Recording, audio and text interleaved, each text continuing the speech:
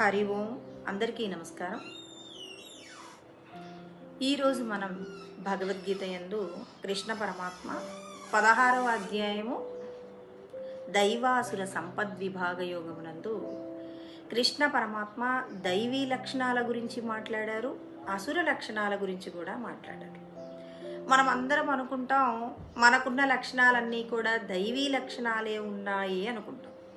మనం అందరం చేసేటటువంటి పొరపాటు ఏ విధంగా ఉంది, అసలు పరమాత్మ ఇలాంటి విషయాల గురించి కూడా మాట్లాడతారా అని చెప్పేసి మనం ఎవ్వరము ఊహించనటువంటి మాటలన్నీ కూడా పరమాత్మ మాట్లాడతారు. ఇక్కడ కృష్ణ పరమాత్మ చెప్తూ ఉన్నారు అసుర లక్షణాల గురించి. ఏం చెప్పారంటే, ప్రతి ఒక్కరు కూడా తెలుసుకొని తీరాలండి. ఏమంటారు, నేను గొప్ప కులంలో పుట్టానని, తర్వాత నేను డబ్బు బాగా సంపాదించుకున్నాను, దానాలు చేస్తాను, యజ్ఞాలు చేస్తాను, నాకంటే గొప్పవాళ్ళు ఎవరుంటారు, ఇలాంటి విషయాలన్నీ ఎన్నెన్నో మాట్లాడుతుంటారు. మరి ఈ విషయాల గురించి పరమాత్మ ఏమంటున్నారు?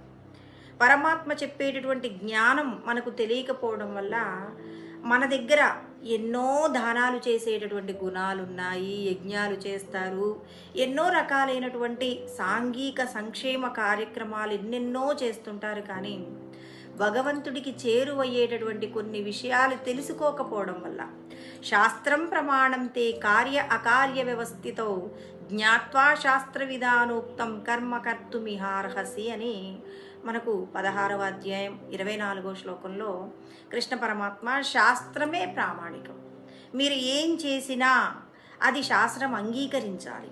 శాస్త్రం అంగీకరించకుండా చేసినటువంటి ఎన్నో దానాలు, ఎన్నో తపస్సులు, ఎన్నో రకాలైనటువంటి దేహ సంబంధమైనటువంటి గొప్పవి అనుకున్నటువంటి పనులన్నీ కూడా చాలా తక్కువ పరిధిలోకి వెళ్ళిపోతున్నాయి, అల్పమైన ప్రయోజనాలు ఇస్తూ ఉన్నాయి. గొప్పదైన ప్రయోజనం అంటే అది మన శ్రేయస్సు కావాలి. మనం ఇతరులకు చేసిన దానం మనకేమవుతుంది, శ్రేయస్సు అవుతుంది. కాబట్టి ప్రతి ఒక్కరూ కూడా అసుర లక్షణాలు తెలుసుకోవాలండి. అసుర లక్షణాల గురించి కృష్ణ పరమాత్మ చెప్తున్నారు. ఆ చెప్పేటప్పుడు ఒక మాట చెప్పారు, ప్రతి ఒక్కరూ కూడా చింత చేస్తూ ఉంటారు. దేనికోసం చింత చేస్తుంటారు? నాకు కొంత ప్రాపర్టీ ఉంది, ఇంకా కొంచెం పెంచుకోవాలి అనుకుంటారు. ఒక చిన్న ఉద్యోగం ఉన్న వ్యక్తి ఇంకొంచెం పెద్ద ఉద్యోగం ఉంటే బాగుండు అని చెప్పి మరి ఒక్కొక్క విషయం పట్ల వాళ్ళకు ఉన్నటువంటి అసంతృప్తిని చింతన చేస్తూ ఉంటారు. ఆ చింతన ఎంతవరకు ఉంటుందో కృష్ణ పరమాత్మ 16వ అధ్యాయం 11వ శ్లోకంలో అంటారండి, చింతామపరిమేయాంచ ప్రళయాంతాముపాశ్రితాః కామోపభోగ పరమా ఏతావదితి నిశ్చితాః అంటారు. అంటే మనమట ఈ దేహాన్ని విడిచిపెట్టేంత వరకు కూడా చింతన చేస్తుంటాం. ఏ విషయం గురించి చింతన చేయాలి అంటే పరమాత్మ చెప్తున్నారు అందరూ చింతన చేస్తారు. ఏ విషయం గురించి చింతన చేయాలి?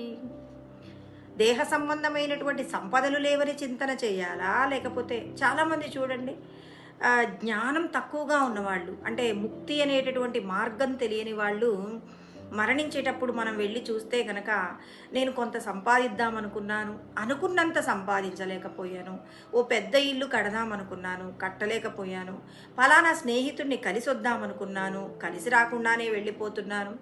అంటే ఈ భూమి మీద తాననుకున్న విషయాలు సాధించలేనటువంటి విషయాల గురించిన చింతన చేస్తూ వెళ్ళిపోతాడు. మరి వెళ్ళిపోతే ఎలాంటి జన్మ వస్తుందండి? మనం వెళ్ళిపోయేటప్పుడు ఏ ఏ మాటలు మాట్లాడుకుంటే మనకి కావలసినటువంటి విధమైనటువంటి జన్మ వస్తుంది? యం యం వాపి స్మరణ్ భావం త్యజత్యంతే కలేబరం తం తమేవైతి కౌంతేయ సదా తద్భావ భావిత అని 8వ అధ్యాయంలో కృష్ణ పరమాత్మ 6వ శ్లోకంలో చెప్పారు. కృష్ణ పరమాత్మ ఏదైనా ఒక విషయాన్ని చెప్పారు అంటే అది ఖచ్చితంగా జరిగి తీరుతుందండి. మరణించేటప్పుడు ఎవరెవరు ఏ భావముతో కూడి మరణిస్తారో దానికి సంబంధించినటువంటి జన్మను పొందుతారు. మనందరికీ జడభరతుడు గురించి తెలుసు కదండి.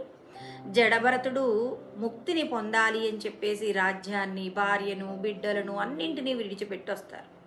చివరికి ఒక లేడీ ఒక చిన్న బిడ్డను ప్రసవించేటప్పుడు ఏమవుతుంది, ఆ తల్లి మరణించటం జరుగుతుంది. తల్లి మరణించిన తర్వాత ఆ లేడి పిల్లని పెంచేటటువంటి ప్రయత్నంలో జడభరతుడు ఏం చేస్తాడు, ప్రతి క్షణం కూడా ఆ లేడి గురించి ఆలోచించుకుంటాడు. తనకు మరణము ఆసన్నమైన టైంలో దేన్ని తలుచుకున్నాడండి, ఆ లేడిని తలుచుకున్నాడు. తన యొక్క పుట్టుక దేని గురించి జరిగింది, మళ్ళీ అతను పుట్టాడు, ఎలా పుట్టాడు, లేడీగా పుట్టాడు, అందరికీ తెలుసు. అంటే కేవలం ఆయనకొక్కడికే జరుగుతుందా, మన అందరికీ కూడా జరుగుతుందా? పరమాత్మ అంటున్నారు అందరికీ అలాగే జరుగుతుంది. మీరు ఏ విషయం గురించి ఆలోచిస్తారు? చాలామంది అంటారు నాకు చాలా స్థితప్రజ్ఞత ఉంది అండి అంటారు. కానీ ఇప్పుడు మనం ఎక్కడికైనా బయటికి వెళ్ళామండి, ఆ బయట ఎంతమందితోనో కలుస్తాం. వాళ్ళకి సంబంధించిన విషయాలన్నీ, ఒక పశువు గడ్డి తిన్న తర్వాత నెమర వేయడం ఎంత సహజంగా జరుగుతుందో, మనం కూడా ఏం చేస్తామంటే ఆయా విషయాల గురించినటువంటి ఆ స్మరణ చేసుకుంటాం. ఒకవేళ మనకు ఆ టైంలో మరణం ఆసన్నమైందనుకోండి, అప్పుడు మన పరిస్థితి ఏంటండి? అప్పుడు మనం ఎవరెవరి గురించి అయితే చెడు మాట్లాడుతున్నామో, మంచి మాట్లాడుతున్నామో, ఆ మాటలకు సంబంధించినటువంటి జన్మ నిర్ధారణ జరుగుతుంది. అందుకే కృష్ణ పరమాత్మ అంటారు యదిహ్యహం నవర్తేయం జాతు కర్మణ్య తంద్రిత అంటారు. ప్రతి క్షణాన్ని కూడా జాగరూకతగా మనమందరము కూడా నిర్వర్తించుకోవాలి. ఏ క్షణాన్ని కూడా మీరు వృధాగా వాడుకోకండి అని చెప్పేసి, ప్రతి క్షణము కూడా విలువైనది. ఒక ప్రమాదం ఎన్ని సెకండ్లలో జరుగుతుందండి, ఒక్క క్షణంలో జరిగిపోతుంది. కాబట్టి మనకు భగవంతుడిచ్చినటువంటి ఆయు ప్రమాణాన్ని చాలా జాగ్రత్తగా వాడుకోవాలి. అంటే మనందరం నిరంతరం చేసేటటువంటి కొన్ని తప్పుల గురించి కృష్ణ పరమాత్మ చెప్పారు. ఆయన చెప్పిన అన్నింటినీ కాకుండా కొన్నింటినీ చెప్పే ప్రయత్నం చేస్తానండి. ఇక్కడ 16వ అధ్యాయం 14వ శ్లోకంలో చెప్తారనమాట. 13, 14, 15, 16 శ్లోకాలలో చెప్పారు. ఇదమద్య మయా లబ్ధం ఇమం ప్రాప్సే మనోరథం ఇదమస్తి ఇదమపి మే భవిష్యతి పునర్ధనం. అంటే సహజంగా మనందరికీ ఉండేటటువంటి లక్షణం ఏమై ఉంది, ఇదమద్య మయా లబ్ధం, నేను కొంత సంపాదించుకున్నాను, నేను అనుకున్నవి కొన్ని, ఏది అనుకుంటే అది చేస్తున్నాను. మనము మనసులో ఏదైతే సంకల్పం చేసుకున్నామో, చేసుకున్నటువంటి సంకల్పాలు నెరవేరుతున్నప్పుడు మనకేమవుతుందంటే అహంకారం కలుగుతుందండి. కృష్ణ పరమాత్మ అంటారు మీరందరూ కూడా మీరు చేసిన కార్యాలు నెరవేరగానే దాని చేత మీరు అహంకరిస్తే ఆ అహంకారం మిమ్మల్ని ఎక్కడికి తీసుకెళ్తుందంటే పశుపక్షాదులకు సంబంధించిన నీచమైన యోనులలోకి వెళ్ళిపోతుంది. అయ్యో నేను ఒక మంచి పని చేస్తే దానికి సంబంధించి సంతోషపడకూడదా అంటే కృష్ణ పరమాత్మ నియమం చెప్తాడండి. ఏమంటారు, దుఃఖేష్వనుద్విగ్నమనాహ సుఖేషు విగత స్పృహ అంటారు. సుఖమునందు పొంగిపోకండి, దుఃఖమునందు కృంగిపోకండి. సుఖ దుఃఖములు ఏమవుతూ ఉంటాయి, అందరి జీవితాలలో వస్తుంటాయి. సుఖమునందు చాలా సంతోషపడ్డావు, దుఃఖమునందు కూడా అంత దుఃఖం ఉంటుంది. అందుకే సుఖంలో గనక సమదుఃఖ అంటారు, సమ దుఃఖ సుఖ స్వస్త్య, సుఖ దుఃఖముల యందు నువ్వు ఎలా ఉండాలి, సమస్థితిలో బ్యాలెన్స్డ్గా ఉండాలి.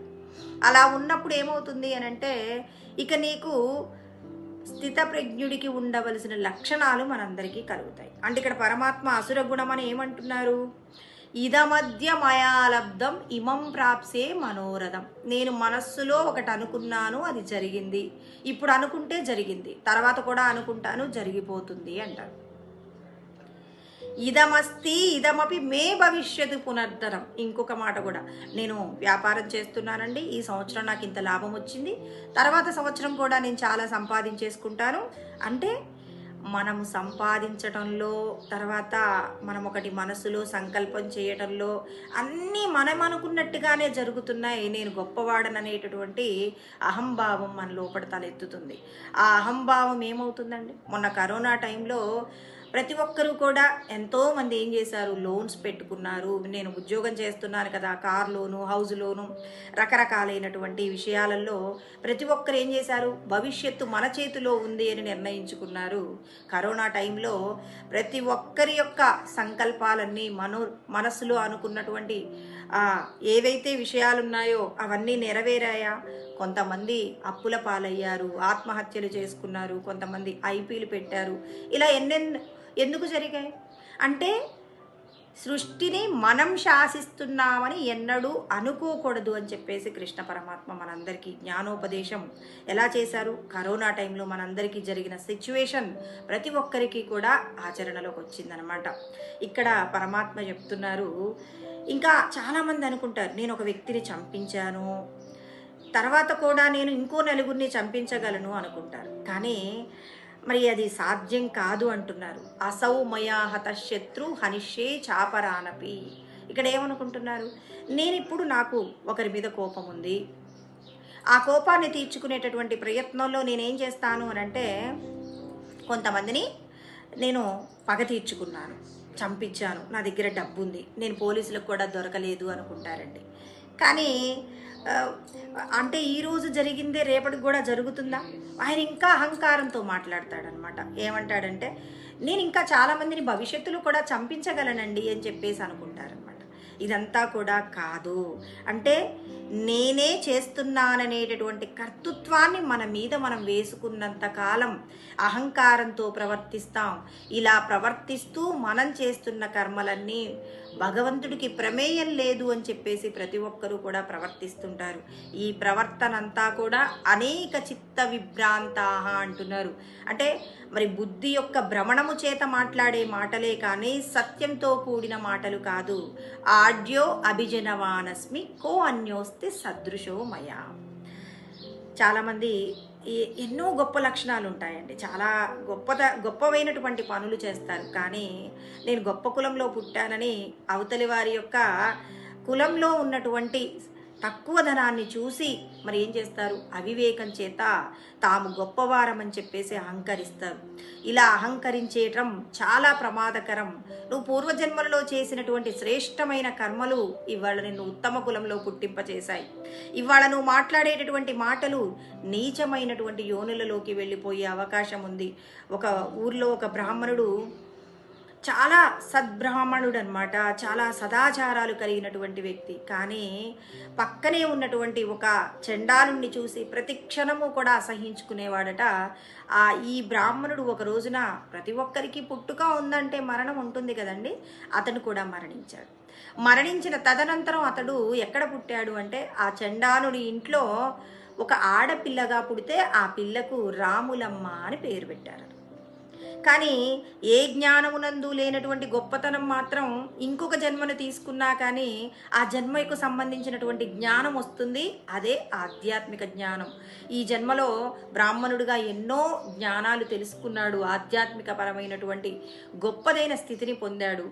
ఆ కులంలో అక్కడ అమ్మాయిగా రాములమ్మగా పుట్టి వేద సంబంధమైనటువంటి జ్ఞానాన్ని వల్లెవేస్తూ ఉంటే అనేక మంది వెళ్ళి సద్బ్రాహ్మణులు కూడా ఆమెకు పాద నమస్కారం చేసి ఆమె దగ్గర ఆశీర్వాదాలు ఉపదేశాలు ఎన్నెన్నో చేసుకున్నారు. చూడండి, పూర్వజన్మలలో చేసిన పుణ్యం ఇవాళ ఈ జన్మలో బ్రాహ్మణుడిగా పుట్టాడు. ఈ జన్మలో ఎన్ని ఉన్నప్పటికీ, ఎంత సదాచారం ఉన్నప్పటికీ, ఒక కులం తక్కువ వాడు అని చెప్పేసి అసహ్యించుకున్నటువంటి పాపానికి అతడు కూడా చండాలుడు కుటుంబంలో జన్మించటం జరిగింది. ఇక్కడ రెండు విషయాలు తెలుస్తున్నాయి. నేను గొప్పగా ఉన్నాను అని చెప్పేసి అహంకరించినప్పుడు ఆ అహంకారం ఏమవుతుంది, నీ మరుజన్మకు కావలసినటువంటి క్షీణతకు సంబంధించినటువంటి విషయం నీకు అర్థమవుతూ ఉంది. కాబట్టి మరి ఇక్కడ పరమాత్మ ఏం చెప్తున్నారు, ప్రతి ఒక్కరు కూడా జాగ్రత్తగా ఉండండి. నేను ధనవంతుడను, అభిజనవానస్మి అంటే గొప్ప కులం, ఆడ్యో ధనవంతుడను, యక్షే దాస్యామి మోదిష్య, యజ్ఞములు చేస్తాను, దానములు చేస్తాను. ఇక నేను సంతోషించాలంటే నా వల్ల అవుతుంది, ఎవరి వల్ల సంతోషం ఆనందంగా ఉండటం కుదరదు అని చెప్పేసి అహంకరిస్తూ ఉంటారు. ఇవన్నీ అసుర గుణాలు, మీకు ఉండకూడనటువంటి గుణాలు. ఎందుకంటే మీరు పూర్వజన్మలలో చేసిన సత్కార్యాల వలనే ఇవాళ మీరు ఇంత శ్రేష్టతను పొందారు.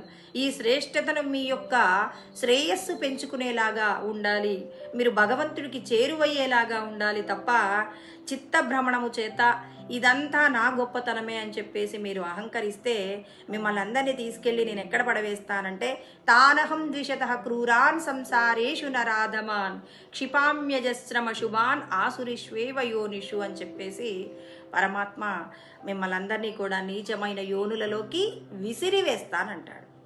కేవలం అందులో పుట్టింపజేస్తానని పరమాత్మ మాట్లాడట్లేదు. మీరు పూర్వజన్మలలో చేసినటువంటి గొప్పదైనటువంటి కార్యాల వలనే ఇవాళ మీరు గొప్పగా ఉన్నారు. ఆ గొప్పతనాన్ని ముక్తి కోసం ప్రయత్నం చెయ్యాలే తప్ప మీ యొక్క క్షీణతకు అదో పాతాళానికి వెళ్ళడానికి కావలసిన విధంగా మిమ్మల్ని మీరు మార్చుకోకండి. అందుకే శాస్త్రాన్ని తెలుసుకోండి. శాస్త్రం చెప్పినట్టుగా మీ యొక్క ఉద్ధరణను పెంచుకునే ప్రయత్నం చెయ్యాలే తప్ప ఏదో ఒక విధంగా బ్రతికేస్తున్నాం, నలుగురు ముందు గొప్పగా ఉంటున్నాం అని అహంకరించకండి. ఆ అహంకారం మిమ్మల్ని అందరినీ కూడా క్షీణదశకు తీసుకువెళ్ళిపోతుందని చెప్పేసి పరమాత్మ చెప్పారు. ఇందులో చెప్పబడిన లక్షణాలు నేను కొన్నింటినే చెప్పానండి. ఇంకా పరమాత్మ చెప్పినటువంటి విషయాలు మరొక వీడియోలో మళ్ళీ తెలుసుకుందాం. అందరికీ నమస్కారం అండి. హరి ఓం.